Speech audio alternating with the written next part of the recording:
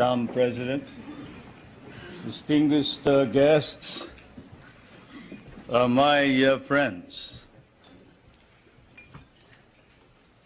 It certainly is gratifying that in the course of my present visit to the United States, I should once again be accorded the opportunity to meet with the people who understand me or misunderstand me most. I'd like to thank all of you. I remember that our relationship, the relationship between the two countries can be opened up at one of 2 points by the historian or the curious investigator into world events. One, the military, which was Admiral or then Commodore Dewey, sinking the Spanish fleet under Montojo on May 1st, 1898 in Manila Bay, and with the help of the Filipino revolutionaries under General or President Emilio Aguinaldo, who then proclaimed the first Philippine Republic.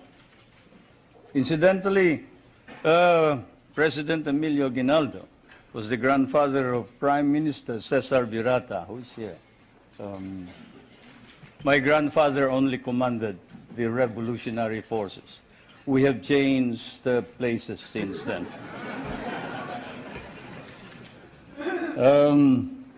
Either that point of entry is chosen or the more sedate commercial one 100 years back. 1796, the brig Astrea, sailing out of Salem, Massachusetts, towards Lisbon, and then to Manila, selling her wares there for 5 months, carrying that amateur and self-taught mathematician and navigator, Nathaniel Blow-Ditz, whom you must have heard, who later, in 1806, authored The Practical American Navigator, for he had discovered the simple way of determining longitude through the long voyage across the Pacific. The American government bought the rights after 2 editions, and it has become standard text for all those who study salesmanship from Kings Point to Annapolis. Either way, it has been dramatic and historic, and it was always to be so. There was always extreme on both sides, enmity, if not enmity, extreme friendship, a relationship of love, hate, and this is my fate and destiny. I thank you all for this privilege and this honor. It may be said that an official journal like mine ought always to visit with this press association, for, as someone once observed correctly, the American press is, of course, the 4th branch of government in this country. And then also it is well to remember that the so-called solicitude with which Americans regard developments in the Philippines is perhaps now more pronounced than in the devoted reportage by the American press on our country. This keen of the American interest of the American press notwithstanding, there is, I fear, some confusion in this country of what is happening in the Philippines today. It has been one of the shocks I encountered while preparing for my present journey, and also upon arrival here in Washington, to read in one of your outstanding papers a statement to the effect that the Philippines is still under military rule, which it is not, and that there is no civil government. Such misstatements, whether intended or otherwise, conveniently merged with more accurate reporting about the true situation in the country, resulting in much confusion and misimpressions about our country, require clarification. So perhaps I should begin by stating first a few basic facts about our country without too much embroidery. The Philippines is a republican state with a duly elected government at national and community level. We have a national constitution duly drafted by a constitutional convention elected and convened in 1970 and duly ratified by our people in 1973. Under that constitution, ours is a modified form of presidential government with a National Assembly constituted by assemblymen elected by regions in 1978 and a president directly elected by the people in 1981. Legislative power is vested in that National Assembly, while the executive power is vested in the president. And the party in power, the party that won the most number of members in this National Assembly, choose the leader of the legislature, and the leader is the Prime Minister, and he's no other than Prime Minister Cesar Virata.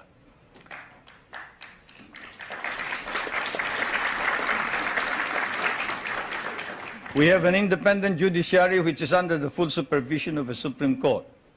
While it is claimed that human rights are not protected by the courts or that civil rights are not duly enhanced by the Constitution because there is no way of seeking, say, the remedy of a writ of habeas corpus. The truth of the matter is anyone can petition for a writ of habeas corpus in the Philippines. In fact, all those who have been apprehended as having brought in hundreds and hundreds of firearms bought from the PLO and other sources and who have bragged openly in the television when they are caught that they were the leaders of these rebel groups and who later changed their tone on the advice of their lawyers, went to the Supreme Court and were able to obtain an order from the Supreme Court for the Philippine government to bring the bodies of these people to before the Supreme Court, which we did.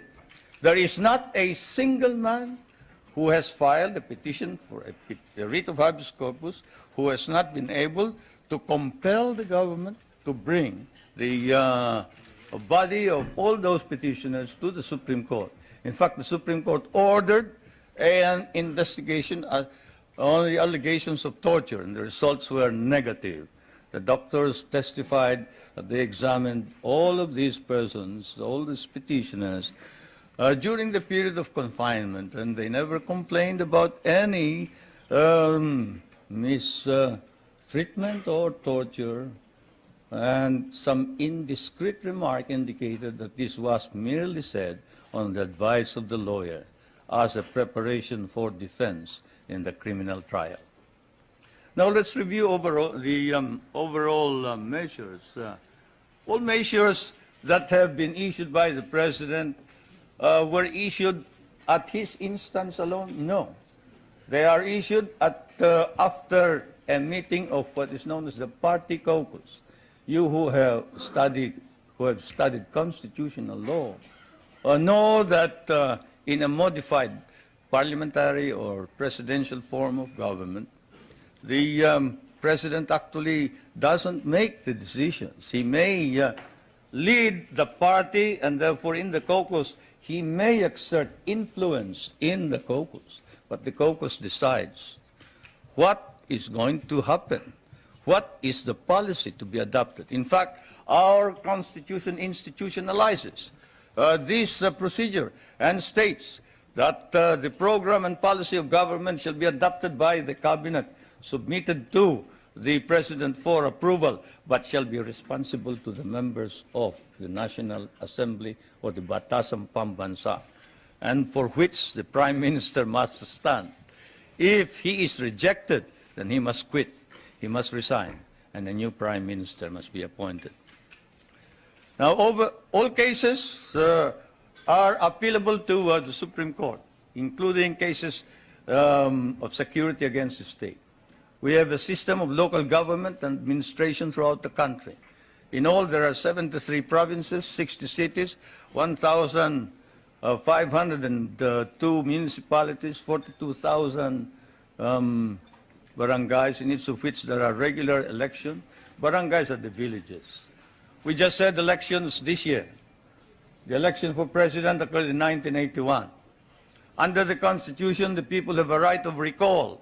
They can recall anyone who has been elected by 1/5 of all the voters who voted in the last elections.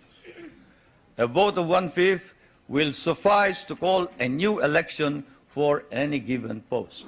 Our Constitution likewise provides for a Bill of Rights, which guarantees protection of the political and civil rights of all individuals, regardless of color or creed. Incidentally, that statement allegedly made by Cardinal Sin has been denied by Cardinal Sin.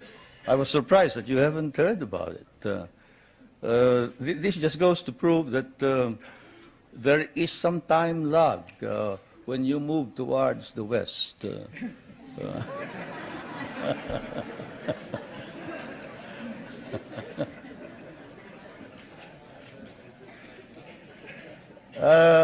Cardinal Sin, when he arrived in the Philippines, appeared before some of our friends and said, look, there's no quarrel between the church and state, and the church and state are separate. I have no intention of intervening in political affairs. I have not stated that the president should resign. That's his business. That's the business of the people. He was elected by the people, and I'm not about to say anything about this. That's why I'm surprised that here you make much of it. But I suppose that's part of news. It's good copy. Can you imagine asking the president to resign? That's, by constitutional mandate, social justice is a matter of national policy and a priority objective of government. And this is why one of the first reforms was land reform. You know, when I proclaimed martial law, I didn't proclaim martial law alone. It is made to appear as if I just signed the decree and said, I impose martial law on each and every one of you. No. I asked the legislature to please pass a law proclaiming martial law because there was anarchy in the country. Now, let me say this. The opposition was strong. And they were members of the Security Council, and somehow they had adopted a resolution which required that there be a unanimous vote for the armed forces to be able to move. And therefore, the armed forces was immobilized. At the same time, I asked the opposition party to come and join me in a coalition government. I offered one half of the cabinet. And of course, they laughed at me and said, why should we join you? We're going to take over the government. By the time you are through with the exercise, you're dead, politically and otherwise. So, and they refused to join me. I asked the advice of the judiciary. I asked the Supreme Court justices, the Court of Appeals justices, and the members of the private sector. And all of them told me there's only one man who can proclaim martial law, and that is the president. And you are it. You are the only one who can proclaim martial law. This is why I must carry this particular mark in our history. I could not have transferred it to the legislature. Why? Because the legislature did not have the power. What does the Constitution provide? The President shall be the Commander-in-Chief of the Armed Forces of the Philippines, and he may order the armed forces out to quell any disorder, riot, rebellion, invasion, insurrection, and in case of invasion, insurrection, rebellion, or imminent danger thereof, when the public safety requires it, he may suspend the privilege of the writ of habeas corpus or proclaim martial law throughout the Philippines or any part thereof. What does that provision provide? It provides that only the President can proclaim martial law. I repeat, that is why I had to assume responsibility. And I am not one for shirking duty. The people said there was necessity for proclaiming martial law. And the people said, you are the only official who can proclaim martial law. So I proclaimed martial law. And I sincerely believed that it was necessary to proclaim martial law to install order and stability, because there was complete anarchy throughout the country at the time. Now, therefore, at that particular period, what was the status of our government? Our government was immobilized, impotent. The armed forces could not move out. The industry was not at all in any way moving. There was no income coming into government. Everybody was running away. They burned the U.S. Partly burned the U.S. embassy, tried to burn it anyway.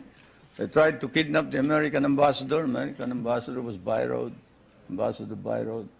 And they tried to kidnap our foreign minister, Romulo, whom you just saw today. And I told him, you better disappear because I will not ransom you.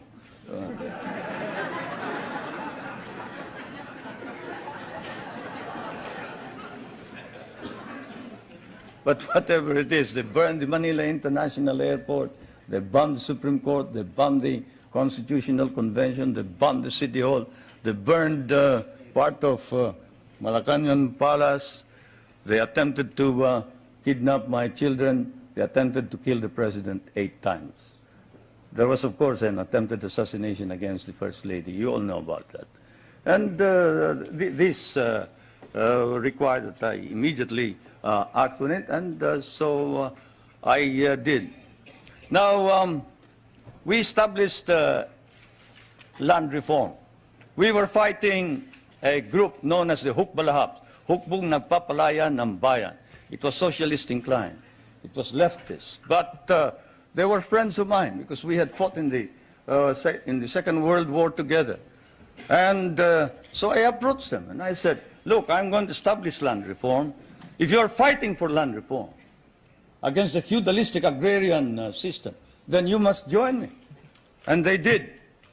I want to introduce to you the leader of that rebellion, who is now present and is a part of the government, Mr. Luis Taruk.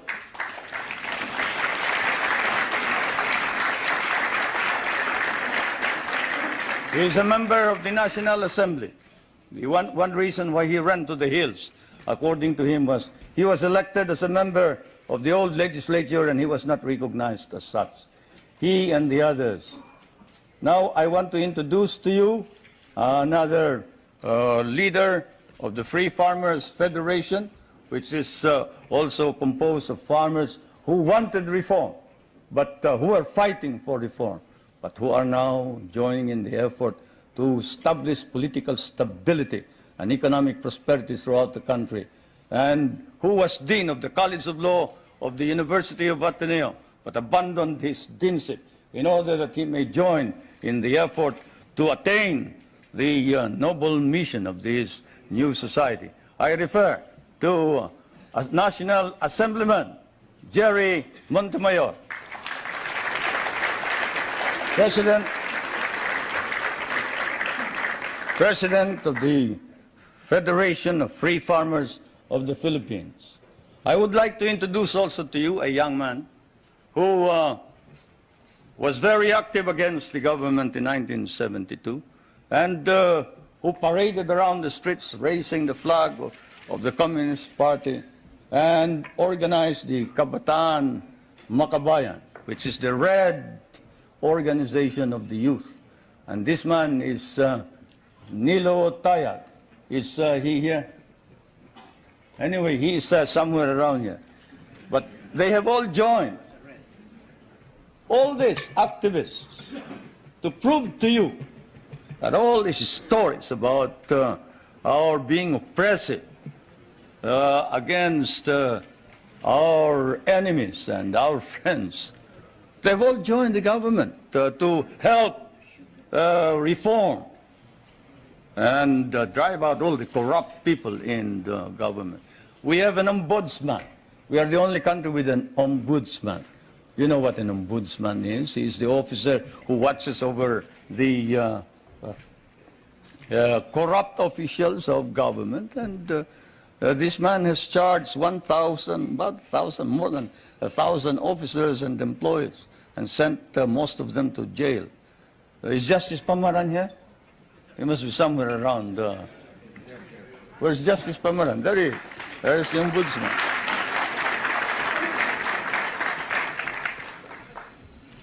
And we have not deprived anybody of private property. On the contrary, while we are a free enterprise society, we have an egalitarian base.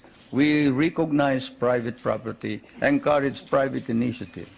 And our Constitution explicitly recognizes the importance of developing the national economy and protecting the patrimony of the nation. In line with this, a National Economic and Development Authority has been created for the purpose of planning and coordinating economic development plans. I chair that Economic Development Commissioner. Now, I did not come all the way here to recite these basic facts to you, but it is best that we wrote this at once they form an important background of understanding the developments in my country. Relations between the United States and the Philippines now span, I'd say 84 years if you mark the Battle of Manila Bay, 184 years perhaps if you mark the brig Salem, from Salem, which when it returned to Salem brought back hides, indigo, lumber, pepper, and paid 24,000 in tariff duties. Many things don't change, not even tariff duties. The trade between our countries is covered by a trade agreement. The military and security matters are covered by 3 agreements. Those agreements are, and I will now ask our friends in my staff to distribute these agreements to you, or as many as can receive them.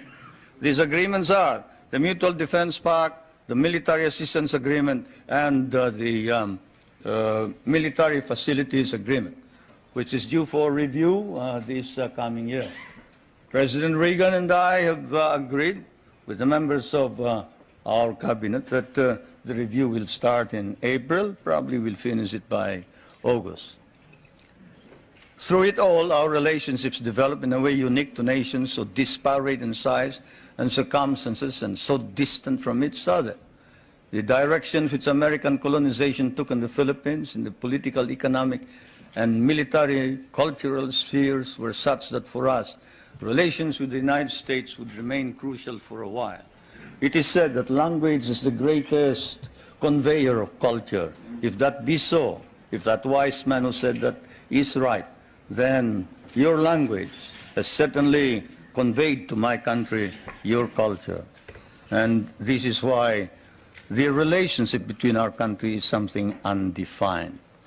Our interests may have diverged in the period after our recovery of national independence in 1946, but this relationship has endured. And the question that is often asked is, does the Republic of the Philippines differ from the American Republic? Yes and no. It doesn't differ in the sense that it is democratic, but it differs in the sense that we have a prime minister, and in the sense that we try and make the legislature and the president or the executive work together. We cannot afford any stalemates. We cannot afford any delays. It is a modified presidential form of government, while yours is a complete and pure presidential form of government.